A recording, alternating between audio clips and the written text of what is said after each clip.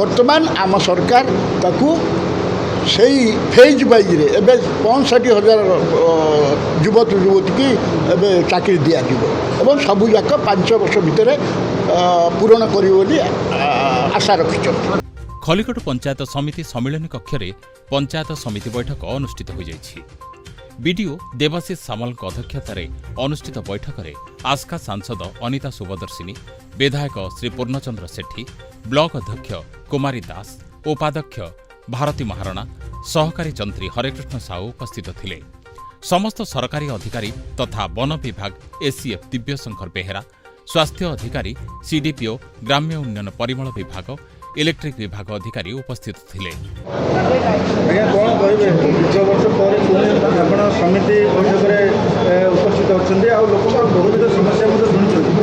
लोक केते मात्रा भोट देके जययुक्त कर भाव समस्या समाधान हम भावुँ। शुणु पंचायत समिति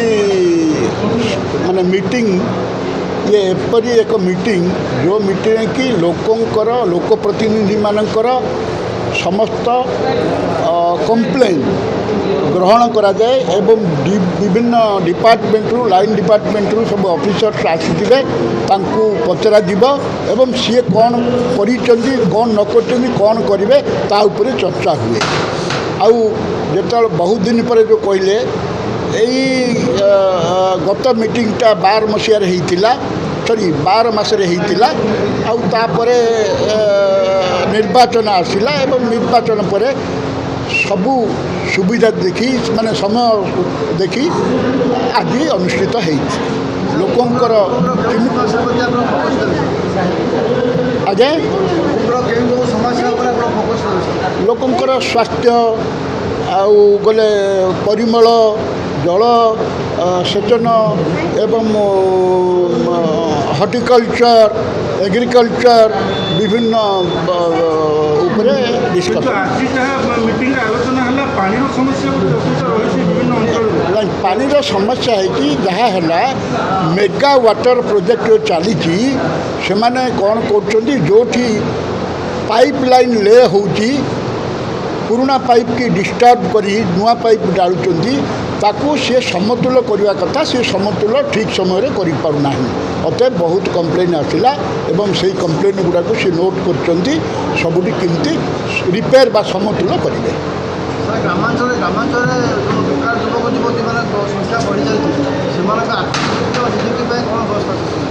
निजुक्ति देखु आमर 2.5 लाख निजुक्ति ओडिशा सरकार हो पारनी आउ विगत सरकार रे 2.5 लाख लोक अपेक्षारत एवं खाली पोस्ट पड़ी आउ से हुए तो से समय देते से कौन चिंता कले मुझे जापारनी आम जापारू तांकू चाकरी न दे सी कहले जे आमर सरप्लस बजेट जदि 2.5 लाख लोक को चाकरी दे आपणकर सरप्लस नहीं डेफिसिट बजेट होता ताकू रखी से माने चाकरी न देकरी आमर सरप्लस बजेट कहते। बर्तमान आम सरकार ताकू सही फेज वाइज रे एबे 65,000 युवक युवती की एबे चाकरी दिया एवं सबू जाक 5 वर्ष भितर पूरण करी आशा रखिछन। आज्ञा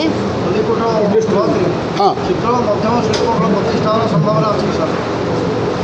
कोई प्रतिष्ठा क्षेत्र मध्यम शिल्प कल हमार संभावना अच्छी कि हाँ मैडम कौन कहवा आज 8म साधारण बैठक जिला समिति प्रथम थर पर बोधे आप कौन होता कार्यक्रम कौन देखो प्रथमे तो ये उपस्थिति जहाँ थिला 8ମ पंचायत समिति बैठक खलिकोट ठारे निश्चित भाव में स्वागत योग्य। कौटी ना कौटी अनुभव होची जे गत वर्ष वर्ष धरिकी अंचल विकास नारे कौन प्रकार काम हेउ नथिला जोटार कि आज आम मैंने चर्चा आलोचना ताऊपर करूँ तर्जमा माननीय विधायक से पूर्ण सेठी आम सहित उपस्थित थे पुणी थे गोटे नुआ आशा नुआ स्वप्न दे लोकों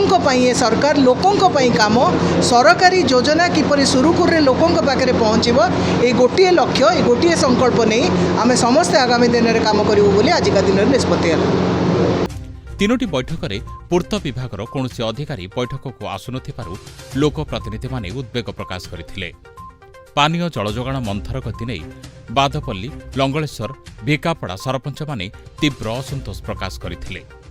ଖଲିକୋଟରୁ ସରୋଜ କୁମାର ପଟ୍ଟନାୟକଙ୍କ ରିପୋର୍ଟ, ସ୍ୱସ୍ତିକ ନ୍ୟୁଜ୍।